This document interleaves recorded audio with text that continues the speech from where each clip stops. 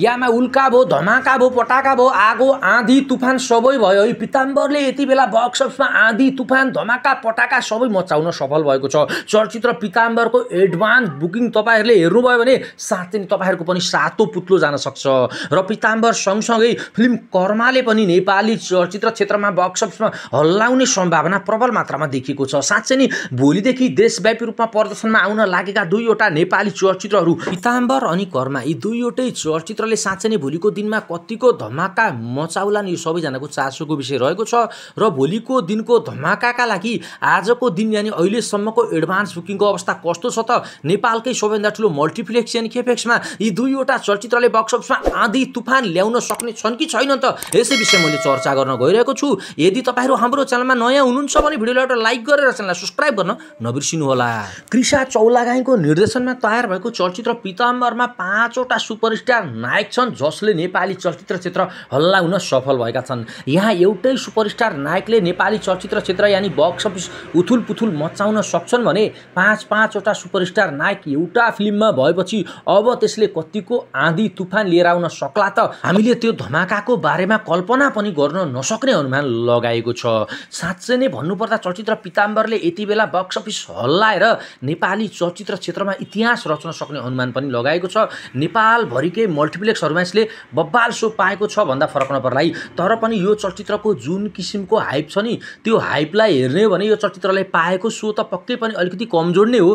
तर पनि यो चलचित्रको सो अझै बढ्न सक्छ, चाहे विदेशी फिल्म आओस् चाहे जोसुकै आओस् यो चलचित्रले बक्स अफिसमा धमाका मचाउँछ यसमा कुनै दुई मत छैन। र अब अहिलेसम्म चलचित्रको एडभान्स बुकिङको अवस्था कस्तो छ त नेपालकै सबैभन्दा ठुलो मल्टिप्लेक्स चेन केफेक्समा यसले कतिको धमाका मचाएको छ तपाईहरुलाई अहिलेसम्मको एडभान्स बुकिङको रिपोर्ट देखाउन गइरहेको छु। ल हेर्नुस् है पीताम्बरको धमाका कस्तो हुँदैछ त नेपालकै सबैभन्दा ठुलो मल्टिप्लेक्स चेन केफेक्समा हेर्नुस् त तपाई र मैले सँगै हेरौँ है। ल हेर्नुस् भक्तपुरतिर हेर्नुस् त भक्तपुरतिर पनि धमाका हुने देखिएको छ है। चान्चुन हैन बब्बाल धमाका हुने देखिएको छ। हेर्नुस् एडभान्स बुकिङले नै लगभग सबैको सातो पुत्लो खाइरहेको छ। यहाँ धमाका पनि चान्चुन हैन कुछ बडा धमाका हुनेवाला है भन्ने अवस्थामा देखिएको छ भनेपछि पीताम्बरले यसपालि हैन अहिलेसम्म नेपाली चलचित्रहरूले जति पनि बक्स अफिसमा धमाका मचाए नि पूर्णबहादुरको सारङ्गीपछि धमाका मचाउने दोस्रो नेपाली चलचित्र बन्न सक्छ है यो वर्षको। ल हेर्नुस् है, ल हेर्नुस् त सिभिल मलतिर पनि हल्का फुल्का देखिएको छ हैन। कति ठाउँमा हाउसफुल पनि छ, कति ठाउँमा अब खाली पनि देखिएको छ। साँच्चै भन्नुपर्दा बक्स अफिसमा ठुलै सुनामी आउने संकेत पनि देखिएको छ। ल हेर्नुस् है राइजिङ मलतिर पनि त्यस्तै छ हैन धमाका छ है। त्यसैगरी अब लभी मलतिर हेरौँ हैन, लभी मलतिर कतिको धमाका छ है। लभी मलतिर कतिको धमाका छ हेरौँ।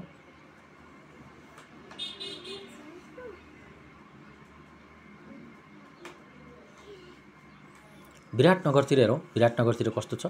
विराटनगरमा 2 वटा सो रहेछ है। अब बेलुकासम्म अझै सो बढ्न सक्छ यसमा कुनै दुई मत छैन। पक्का पनि चलचित्रको सो बढ्छ। ल हेर्नुस् त्यसैगरी अब अर्को ठाउँतिर हेरौँ बुटोलतिर हेरौँ। बुटोलतिर कतिको धमाका हुँदैछ त।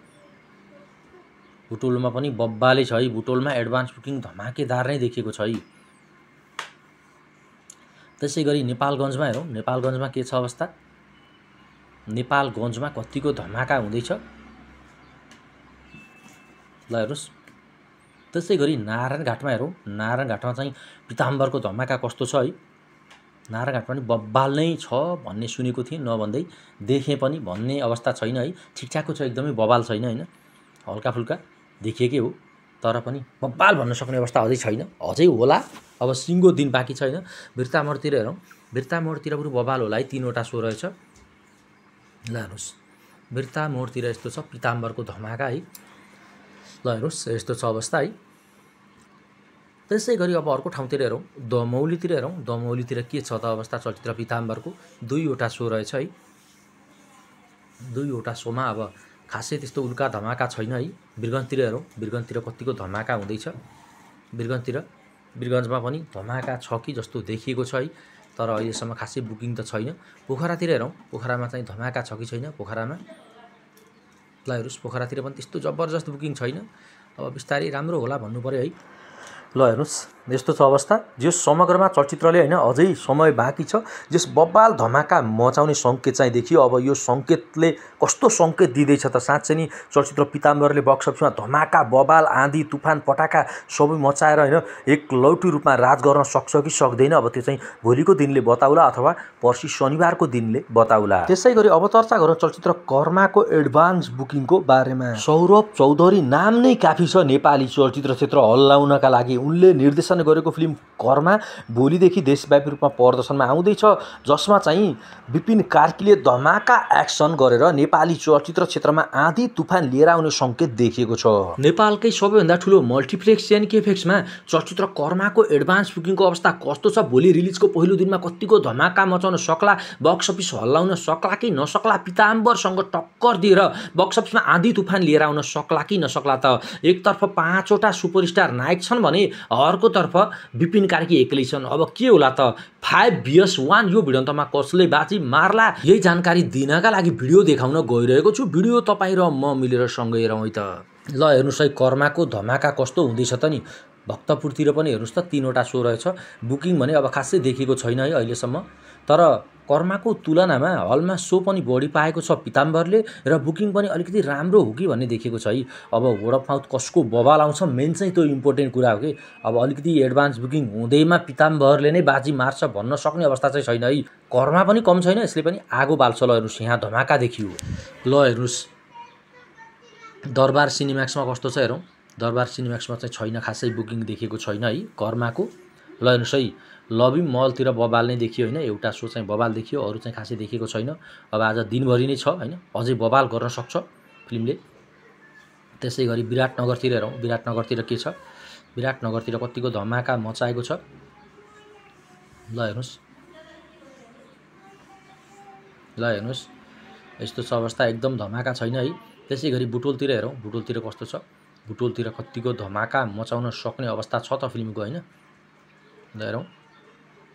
त्यसै गरी हेर्नुहोस् अरू ठाउँतिर पनि त्यस्तै छ है। हाटवटी नेपालगञ्जतिर कस्तो छ हेरौँ। नेपालगञ्जतिर कस्तो धमाका हुँदैछ चलचित्र कर्माको। हेर्नुहोस् 2 वटा सो रहेछ है। अब सो बढ्न पनि सक्छ होइन। चलचित्रको वर्ड अफ माउथ बबाल आउनु पऱ्यो होइन। जस विपिन कार्कीले यसपालि बबाल गर्छन् भनेर मैले पनि अनुमान लगाएको छु होइन। उनको कमब्याक पनि बबाल हुन्छ। ल हेर्नुहोस् यस्तो छ अवस्था है। बिर्तामोडतिर हेरौँ। बिर्तामोडतिर के छ अवस्था। बिर्तामोडतिर नि अब 2 वटा सो रहेछ है। एकदम धमाका त छैन, अब ठिकै छ भनौँ। अब बुकिङ खासै देखेको छैन। त्यसै गरी दमौलीमा हेर्नुहोस्। दमौलीमा के छ, दमौलीमा चाहिँ अब हेर्नुहोस् दमौलीमा पनि बुकिङ छैन है। 2टा सो रहेछ तर बुकिङ भने खासै देख्न सकिएन। यस्तो छ अवस्था। त्यसै गरी अब इटहरीतिर हेरौँ। इटहरीमा देखिएन है।